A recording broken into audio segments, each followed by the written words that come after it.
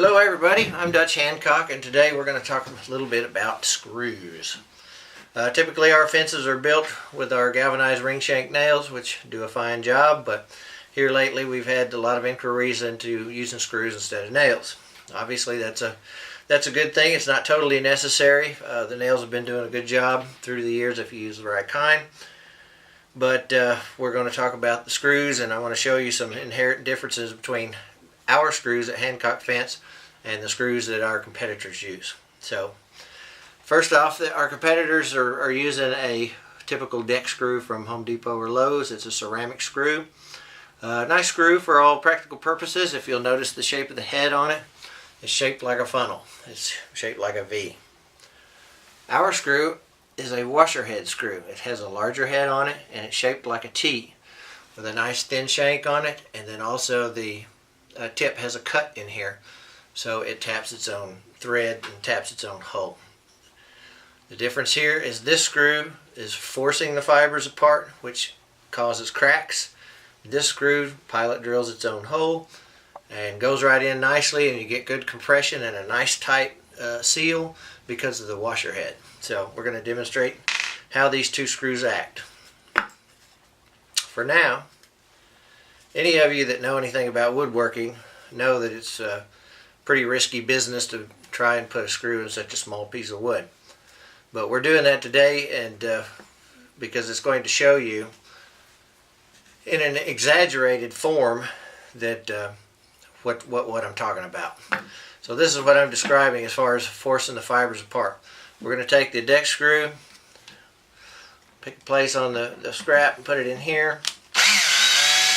And we're going to put it in, and you'll see as the head goes down and starts getting into the wood, that V, that funnel starts entering, and it pushes the fibers apart until it causes the piece to crack. We didn't even have to go that far, but typically that's what we've got. That's not what people want, and as far as having a fence with a lot of cracks in it, that's what we try to avoid. We'll do it one more time just for demonstration's sake. Sorry about that. And we'll take it in, and as soon as that head hits the wood, we start driving the fibers apart. Now, that's a big disadvantage in my opinion. Obviously, there's all sorts of things you can do. Obviously, if you're not right at the end of the board, or you're not doing a small piece, your cracks would be less likely. But still, those are the forces that are going on that makes these things happen. They can be avoided 100%. And that's where our screw comes in. The washer head screw, we'll do the same demonstration and the same piece. And then you'll notice it drives in a lot easier. We've already made it through. There's no stress pulling the fibers apart. We can take it all the way down. That's the drill.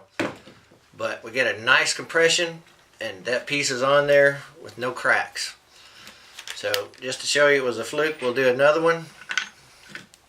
It was not a fluke. We don't want flukes. So we'll do it again on this side. It goes right in. Puts a nice tight bond in there. It's recessed just a little bit, but once again, we have a nice piece on there with no cracks, and it's good and tight.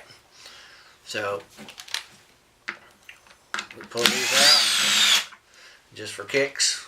We'll do this one more time.